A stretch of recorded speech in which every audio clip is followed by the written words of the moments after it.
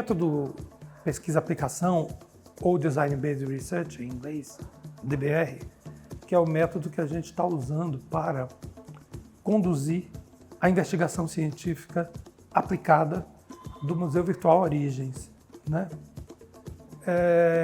Esse método, ele se adapta muito bem a uma proposta de pesquisa inovadora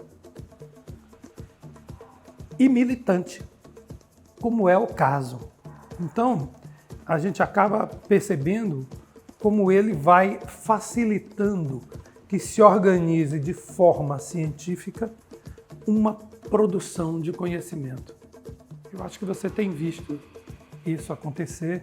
Quem for visitar o museu vai ver isso. Então, o Museu Virtual Origens, ele tem a ousadia de propor uma história a partir de uma perspectiva decolonial, emancipatória, onde a mulher tem voz e vez, onde Maria Filipa, heroína da independência da Bahia e do Brasil, aparece como protagonista da história.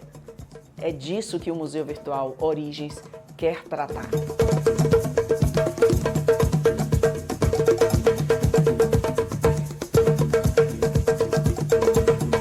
Olha, eu me sinto muito satisfeito em participar dessa pesquisa, porque, em primeiro lugar, porque eu sei que eu tenho uma ancestralidade africana na Goa. Eu sei até de onde vem, quem é. Isso me deixa muito feliz. Mas, mais importante, eu sei que eu tenho uma pele branca, que eu sou branco, mas, ultimamente, eu tenho ficado com vergonha de ser branco, ao ser testemunha e presenciar atos racistas. Eu não sei como é possível que uma pessoa trate outro ser humano a partir das lentes desse tipo de ideologia. Então, eu me torno muito satisfeito, eu sou muito satisfeito por estar a serviço de pesquisadores negros como você. A história de Taparica, na Bahia e no Brasil, ela é de extrema importância, não é? Porque ela cruza com a história da independência do Brasil, ela traz heróis e heroínas que compõem essa história, e o reconhecimento desses personagens é muito importante para a nossa criança negra, para a nossa criança descendente dos povos originários. É de extrema importância que o território de Taparica apareça com a sua força ancestral, com a sua força dos valores que vêm das comunidades que aqui permaneceram e que resistiram ao processo colonizador. Eu acho que é um sinal muito positivo, né? Porque a gente precisa cultivar, né? E a gente precisa, e aí é memória mesmo. E eu acho que se a gente tem uma dificuldade hoje, o povo já tem muita dificuldade em cultivar, né? Todos os espaços, presencialmente, fisicamente, né? Tem muita dificuldade. Mas eu acho que quando você leva isso para um outro campo, onde as pessoas vão poder, de uma certa forma, entender melhor, eu acho que quando ela pisar naquele lugar, aquele pisar não vai ser um pisar, né, tão físico assim, sabe? Ele vai ser físico, mas ele vai ter essa memória também. Ele vai entender, né, o que é realmente preservar, né? Existem muitos grupos indígenas vivendo em locais diferentes, com níveis de integração com a sociedade nacional diferentes, línguas diferentes. Atualmente ainda você vai encontrar, vivendo com poucas alterações, 138 grupos indígenas no Brasil. Uma boa parte, né? A gente já não tem mais, devido à forma agressiva com que eles foram e estão sendo tratados nesse momento, por conta das doenças, das inadequações, enfim, da fome que passaram. Então nós tivemos uma redução populacional extremamente dura e violenta, né? E que está muito associada também à tomada das terras indígenas, porque eles têm um tipo de cultivo que não é monocultura, Então, que ele exige uma diversidade de espaços e de produção para se manterem com o mínimo de dignidade. Bom, o aldeamento lá do Baiacu, ele fez parte de vamos dizer assim, de um projeto bem amplo, no século XVI, de criação de aldeamentos. A gente faz uma diferença entre aldeia e aldeamento, né? Normalmente nós chamamos de aldeia aquelas que têm ainda a sua autonomia, sua capacidade de gerir seu destino, sua vida, etc. E chamamos de aldeamento quando essas aldeias se transformam em aldeamentos ou quando são criados aldeamentos, que é já sob a administração ou de missionários, ou de brancos, ou de grandes capitães, donatários, etc. Então, quando o primeiro momento vamos dizer, de tentativa de administração do Brasil, aqui na Bahia, do que viria a ser Brasil, na verdade, né? Aqui na Bahia, foi acompanhado a partir de um determinado momento, né? Com o insucesso das capitanias hereditárias, passou a ser o projeto de aldeamento dos indígenas, associando missionários, administradores, governo local e o governo imperial, ou real lá em Portugal. Bom, então houve a criação de vários aldeamentos por toda essa área que hoje circunda Salvador e que exatamente tinha a preocupação de criar barreiras para Salvador ou também de, vamos dizer assim, apaziguar, controlar para que o projeto colonial se estabelecesse. Entre esses aldeamentos, né, foi criado o de Baiacu, o Baiaco, né? As pessoas falam das duas formas, né? Era um modelo que seguia o padrão tradicional, em que você tinha um grupo de jesuítas que acomodariam os indígenas naquele espaço. E nesse espaço eles seriam, na percepção, na compreensão deles do mundo, né? Seriam convertidos, né? Aprenderiam as técnicas de agricultura, aprenderiam português, se converteriam. É um projeto, né, colonial que abarca vários aspectos, né, da administração. Então, esse aldeamento jesuíta, ele começou a fazer esse trabalho exatamente naquela área de Baiacu, o Baiacu, né, que fica ali, vamos dizer, na margem. Se você reparar, ele fica para o lado do continente, não para o lado de Salvador. Punições, castigos para aqueles que não se enquadravam, não se firmavam. E aí, nesse contexto do incêndio, os índios abandonam, né? E é muito, muito interessante, porque é a única igreja de aldeia do século XVI que sobreviveu, apesar de queimada. Sua estrutura básica está lá.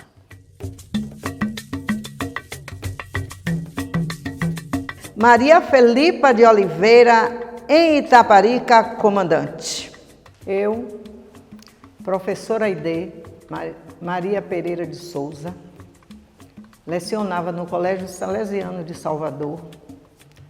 Depois, preferi vir para aqui, para a ilha de Itaparica, no município de Veracruz, pedi demissão do Salesiano, transferir-me do estado. Ensinei 8 anos aqui, onde me aposentei, desenvolvendo um trabalho social da grande ilha de Itaparica, abrangendo os 2 municípios.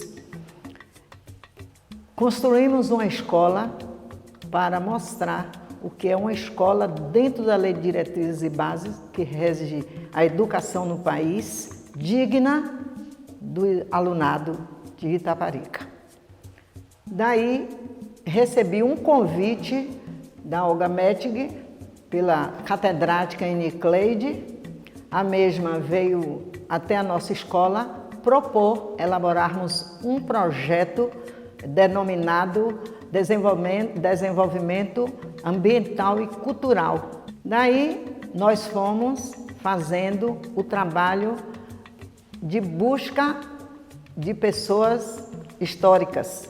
E encontramos alguém que falou, um guia que falou sobre Maria Filipa.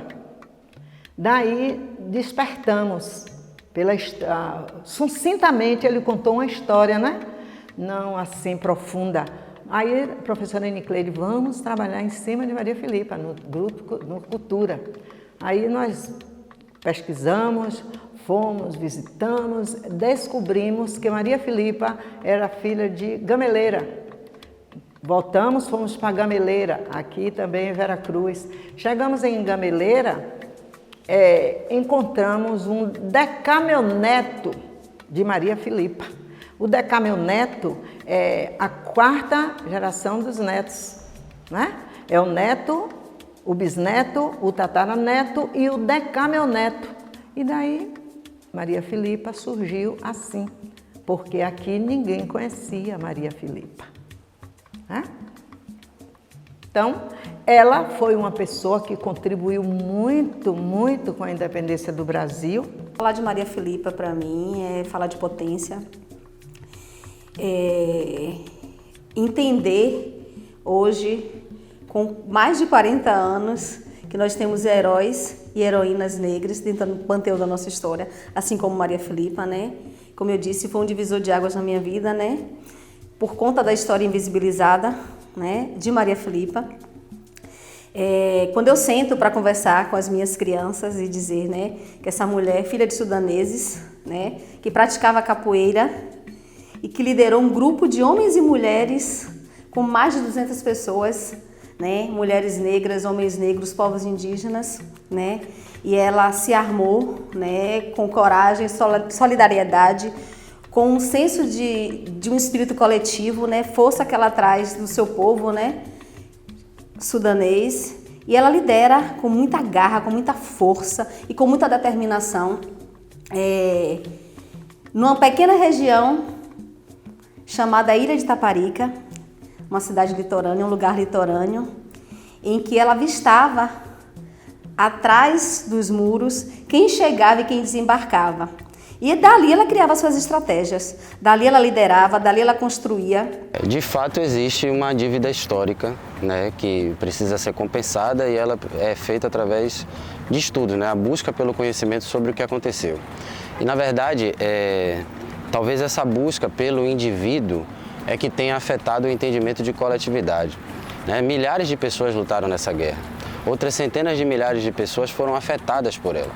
E tanto no passado quanto no presente, a gente tem se preocupado muito com a biografia individual de cada uma dessas pessoas, que não é menos importante, mas a gente termina esquecendo essa luta que é mais coletiva.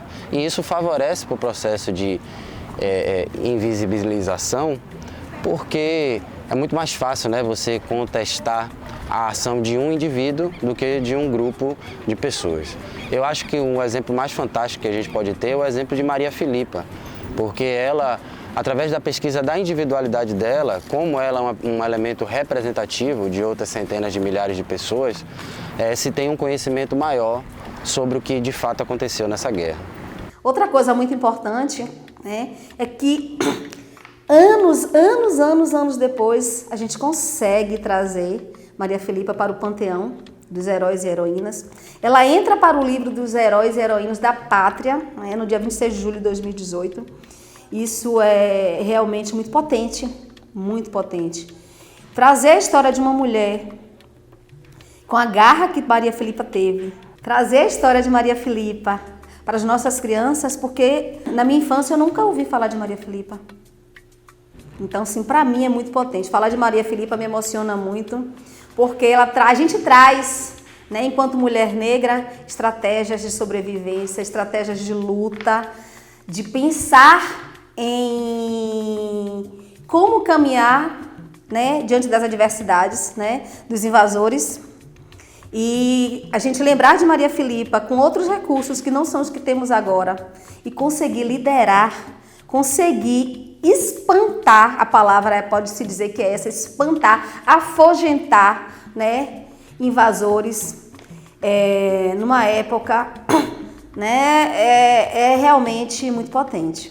Não podemos deixar de ressaltar a atuação de Maria Filipa no 7 de janeiro e a sua participação grandiosa para a independência da Bahia e para o Brasil, né? A gente precisa dizer que a independência do Brasil acontece na Bahia, sabe? A gente tem uma outra narrativa diante da independência do Brasil. É importante dizer que Maria Filipa de Oliveira, mulher negra, capoeirista, da ilha de Itaparica, é a nossa grande heroína desse contexto nacional e histórico. Podemos tomar por base o processo da colonização de Itaparica, levando em conta o início, o surgimento de Salvador. São histórias que não correm de maneira paralela, porque elas se tangenciam, na verdade, mas elas ocorrem uma estimulando a outra num processo de uma espécie de simbiose, já que o processo de colonização de Salvador, ele demandou de Itaparica recursos, né, e as histórias elas correram em paralelo.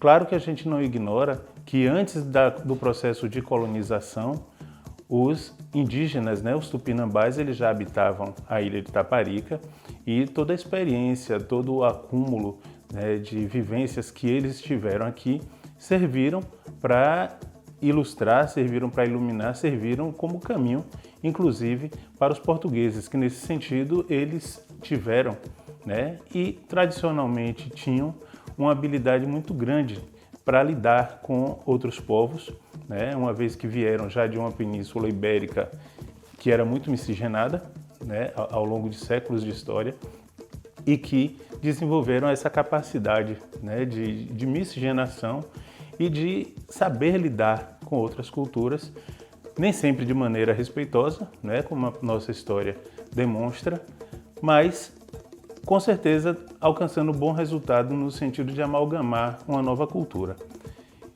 E aqui em Itaparica não foi diferente, né? Com o surgimento da cidade do Salvador, com a construção das muralhas de Salvador, Itaparica forneceu muito material, muita matéria-prima para a construção em Salvador. A primeira atividade econômica desenvolvida na ilha, ainda no século XVI, foi a atividade das caieiras. Essa atividade ela se desenvolveu principalmente na chamada costa da ilha, né, no que hoje nós atribuímos ao município de Veracruz, e essas caieiras elas persistiram, essa atividade das caieiras persistiu até o início do século XX. Muitas caieiras sobreviveram tanto. Lamentavelmente com sacrifício inclusive de vestígios históricos arqueológicos, já que muitos sambaquis foram destruídos, né, com a finalidade de fazer cal, e essa cal ela era utilizada na argamassa da construção das muralhas, e não só das muralhas, né, de todas as construções que foram edificadas na cidade de Salvador. Então, essa atividade da construção civil, ela demandou de Itaparica o fornecimento de material, e ela consistiu, provavelmente, no primeiro foco civil de ocupação na ilha de Itaparica. Bom, eu acho importante realçar a importância da presença do Tupinambá aqui na região da Baía de Todos os Santos, de modo geral, em especial na ilha de Itaparica. Todos os nossos historiadores costumam gabar muito a eficiência da escolha que os portugueses fizeram por esse lugar para instalar a capital, toda Salvador. O que eu acho que precisa ser sublinhado é que antes dos portugueses escolherem esse lugar, os Tupinambá já tinham escolhido, né? Os portugueses nada mais fizeram do que copiar ou superpor uma escolha que foi escolha indígena. E por que os Tupinambá escolheram esse lugar como um lugar privilegiado para sua moradia? É preciso que se diga que aqui onde hoje está Salvador, Itaparica, Baía de Todos os Santos, era uma região que tinha dezenas de aldeias de Tupinambá, e aldeias grandes de Tupinambá. Por que isso? Pelo privilégio que representa você ter um lugar onde você tem uma baía, ou seja, uma baía, um mar tranquilo para você fazer pesca em canoas, né? Um mar rico e tranquilo para navegação. Uma situação com estuários de grandes rios como o Paraguaçu, como o Jaguaribe, com manguezais extensos, ricos. Você sabe que os Tupinambá não criavam animais. O proteína animal da dieta deles vinha da caça e principalmente dos recursos de pesca e de mariscagem. E a ilha de Itaparica, Ribeirão dos Santos, é uma região extremamente rica em manguezais. Até hoje é. Apesar de toda a devastação que a gente sabe que acontece, né, nós ainda temos em nossa tradição, em nossa culinária, a riqueza de gostarmos de nos alimentar caldo de sururu, moqueca de ostra, silicatado, caranguejo, camarão. Tudo isso é herança da escolha que os Tupinambá fizeram de ficarem aqui, nesse lugar rico em Mata Atlântica, rico em manguezais, rico em mar tranquilo para pesca. Um outro momento marcante no processo de colonização e que também é uma consequência da criação da Fundação de Salvador, já que os jesuítas vieram com o primeiro governador Geraldo Tomé de Souza, foi a construção da primeira igreja, a Igreja do Senhor da Vera Cruz, que foi inaugurada em 1561, e ali, em torno daquela igreja, foi criada uma redução jesuíta. Ou seja, os indígenas, os tupinambás que habitavam a ilha de Itaparica e que provavelmente habitavam aquela localização no centro da ilha, eles foram ali reduzidos, quer dizer, foram ali agrupados para essa experiência social e religiosa que os jesuítas estabeleceram. Então esse é um outro marco importante na história da colonização de Itaparica. Seguindo a atividade, a linha, né, do pensamento das atividades econômicas, vem à memória a atividade da caça ou pesca das baleias, já que o litoral baiano era extremamente rico, extremamente piscoso desses mamíferos que proliferavam aqui, que vinham para cá no inverno para se reproduzir, para acasalar, e que tinham o substrato, né, o óleo da baleia, um produto extremamente valorizado e que aqui não era explorado. Então, num momento histórico, né, a gente já está falando agora do início do século XVII, num momento histórico chamado da União Ibérica, quando Portugal e seus domínios estavam sob a égide da coroa espanhola, os biscainhos, marinheiros biscainhos, né, da região de Biscaia da Espanha, da hoje Espanha, vieram para Itaparica e tiveram a permissão, o alvará régio, para iniciar a atividade da pesca das baleias. Exatamente aqui onde hoje se chama Itaparica, né, o centro histórico de Itaparica, precisamente onde hoje nós temos o Hotel Icaraí, ali foi a primeira armação de baleias.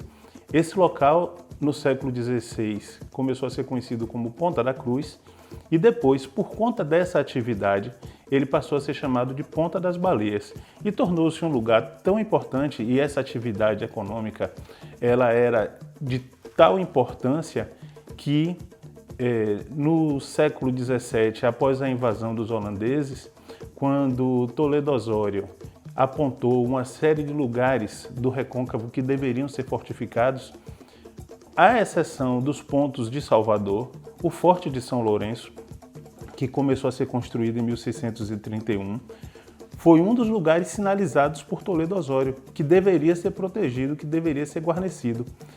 Dada a importância econômica que a atividade da extração do óleo de baleia já desempenhava dentro do panorama da sociedade colonial baiana, e também pela posição estratégica que a ilha de Itaparica tinha e que a história veio a mostrar em outros momentos, em 1647, com a nova invasão holandesa e mesmo nos processos da independência no século XIX, o quão importante era a ilha de Itaparica para que você pudesse dominar a Baía de Todos os Santos e o seu recôncavo.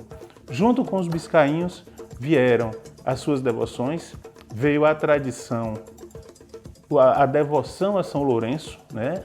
A igreja de São Lourenço provavelmente foi construída entre os anos de 1609 e 1610 e hoje, nesse dia em que eu lhes falo, celebramos coincidentemente o dia de São Lourenço.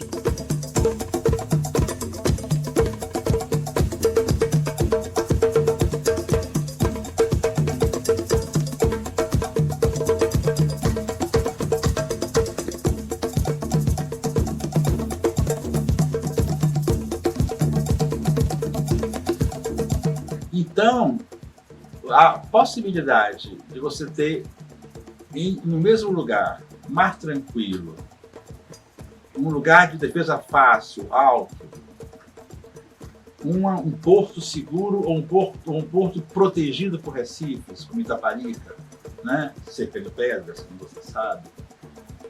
Tudo isso informou a escolha indígena desse lugar e os portugueses só copiaram. Né? Viram que era um lugar bom, vieram para cá também, vieram, claro, tragicamente, para cima dos povos indígenas, para cima dos Tupinambá, que infelizmente foram muito rapidamente dizimados na colonização. Né? Dizimados não só por guerras, mas principalmente por epidemias. Né? A prática da catequese, de reunir os indígenas em grandes aldeias, facilitou a contaminação por doenças que os Tupinambá não conheciam.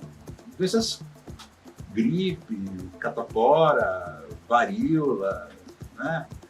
Doenças mortais. Um pouco como é hoje para a gente a Covid, né? Uma doença desconhecida, ela pode ser mortal no início, né? Então você cria defesas ou cria vacinas, mas para os indígenas, as doenças que os portugueses trouxeram foram doenças mortais e com mortandade estimulada pela concentração promovida pelos jesuítas e pela catequese. Né? O padre Anchieta, por exemplo, informa em uma das suas cartas que no único ano, se não me engano foi em 1572, na Bento dos Santos morreram 30 mil indígenas. Né? Para vocês terem ideia do tamanho da ocupação e do tamanho também da mortandade, né? Que houve nesse período. Me chama a atenção o fato daquilo que eu considero um momento inaugural de um sincretismo religioso, e isso é descrito num documento jesuítico do século XVI que fala da inauguração da Igreja do Senhor da Veracruz, no dia 24 de setembro de 1561, e o jesuíta ele descreve a cerimônia, o bispo que veio de Salvador, né? Curiosamente, uma autoridade, né, da capital da colônia veio e foi escolhido para ser o padrinho de todos os indígenas que foram batizados naquele dia, né? Ou seja, você cria uma relação de um parentesco de fundo religioso com aquela pessoa que era o representante do Estado, ou seja, o Estado apadrinhou todos aqueles indígenas que foram batizados naquele dia. E na cerimônia se descreve a utilização de chocalhos, né, maracas, que eram considerados elementos religiosos de suma importância para os indígenas. Eram considerados elementos que tinham uma espécie de uma divindade incutida neles. E naquela cerimônia religiosa católica, as maracas estavam lá sendo chacoalhadas, ou seja, havia o encontro que seguramente os jesuítas não se deram conta, mas as duas religiões, elas estavam ali confluindo naquele momento e criando um novo rio caudaloso, né, dessa cultura religiosa baiana. O primeiro momento de sincretismo religioso acontece ali, naquele momento, e está narrado numa crônica. E, curiosamente, né, uma outra coisa que é um orgulho de Itaparica, posteriormente, né, eu vou dar um pulo no tempo e falar um pouquinho do século XIX, ali, nas imediações da Igreja do Senhor da Veracruz, num terreiro, né, apelidado de Terreiro da Veracruz, foi pela primeira vez invocado no solo da ilha de Itaparica o primeiro Baba Egum. Foi lá que surgiu essa tradição que se mantém quase que exclusivamente em Itaparica até hoje, e que é mais uma prova, mais um elemento da resistência cultural e religiosa do povo itaparicano. Muito se tem dito, né, sobre as figuras emblemáticas, quase que míticas, né, de Caramuru, de Catarina Paraguaçu, que é tido como a primeira grande família brasileira, né, um português e uma indígena, né? Uma história romântica, né, que de certo modo escamoteia a grande história de estupros que foi a relação de colonizadores, homens brancos europeus, com mulheres indígenas, né? Estou dizendo que tem sido o caso do Caramuru, que de fato se casou com o Paraguaçu e tal, mas de modo geral, né, as famílias brasileiras foram formadas por estupros de portugueses contra mulheres indígenas e africanas, né? Que nada tem a ver com essa história romântica. Mas, enfim, né, o pai de Paraguaçu, por sinal, tinha um nome que é o mesmo nome dele de Itaparica, né? Mas, por outro lado, os Tupinambá do Piolho a Salvador, os Tupinambá da ilha de Itaparica, não eram lá muito amigos, não. Como vocês sabem, né? Os Tupinambá eram um povo guerreiro, um povo que tinha lá suas rivalidades, suas guerras. Não era a mesma guerra que nós conhecemos. Você faz guerra para matar um monte de gente. Não. Né? As guerras indígenas eram guerras rituais, guerras mais de afirmação da masculinidade, de afirmação dos valores de coragem, de destemor. Né? Eram guerras que eram feitas, como eu falei, por rivalidades e para capturar inimigos, inclusive eram inimigos valorizados como grandes guerreiros, porque se arriscaram, porque foram à guerra, né? E esses inimigos capturados eram consumidos, né, ritualmente, né? São famosos rituais antropofágicos. Mas não eram guerras para matar um monte de gente, eram guerras para capturar inimigos, né? Então os Tupinambá de Salvador e de Itaparica faziam essas guerras uns contra os outros. Inclusive os cronistas do século XVI relatam guerras navais, né, de canoas aqui na Baía dos Santos, dos Tupinambá de Itaparica contra o Chedicá. É curioso pensar que Itaparica ela sempre esteve na vanguarda e sempre esteve presente e ativa em todos os movimentos econômicos do início do processo histórico colonizatório brasileiro. E também aqui em Itaparica houve engenhos de cana-de-açúcar, né? E a gente não deve esquecer deles, né? O primeiro ficava próximo à igreja do Senhor da Vera Cruz e, curiosamente, o primeiro engenho a vapor do Brasil também foi aqui na ilha de Itaparica, né? Mas isso a gente está falando já de 1815, que foi o engenho de Ingaçu. O processo de colonização português, como eu disse, o português ele tinha esta habilidade, ele havia adquirido essa habilidade pelo próprio fato da Península Ibérica ter sido também colonizada pelos muçulmanos durante séculos e eles desenvolveram essa capacidade de integrar-se. E os indígenas, eles eram vistos, né, como uma página em branco, na qual eles achavam que poderiam escrever qualquer coisa, porque como o papel em branco aceita qualquer coisa, eles também imaginavam. E durante muito tempo a história até preponderou com esse pensamento, mas a gente sabe que não é verdade. Houve muita troca, né? Houve muita resistência e houve muita troca, tanto no processo da aproximação cultural com o indígena, como também dos negros que foram trazidos à força da África, que aqui tiveram muitas vezes negado o direito de permanecer com a sua cultura, mas que, de alguma maneira, né, assim como a água de Oxum procura o seu caminho para chegar onde quer, eles também souberam passar com sua cultura, às vezes de uma maneira humilde, aparentando subserviência, mas ativa, mais verdadeira e perseverante. Então, a cultura baiana, a cultura que nós consideramos a cultura referência do recôncavo baiano, ela é, sim, o resultado dessa simbiose cultural de brancos, negros e indígenas. Bem, o Museu Virtual Origens, ele tem um entrelaçamento com a Associação Ilha das Crianças, que é uma associação, uma ONG, não é? Que atua em Itaparica há mais de 10 anos. É uma instituição não governamental, uma instituição ligada à Alemanha, não é? Que é a instituição Vici-Tiag-Husf, e que atua em Itaparica há mais de 10 anos. Então, nós entrelaçamos a construção, não é, do Museu Virtual Origens com essa instituição no sentido de fazê-la, não é, o nosso núcleo museológico, o núcleo museológico do Museu Virtual Origens, onde as crianças vão poder entrar em contato com a sua história, com a sua identidade, com a pluriculturalidade local e com as histórias que foram silenciadas dentro da historiografia oficial. Então, o Museu Virtual Origens ele tem uma perspectiva decolonial do conhecimento.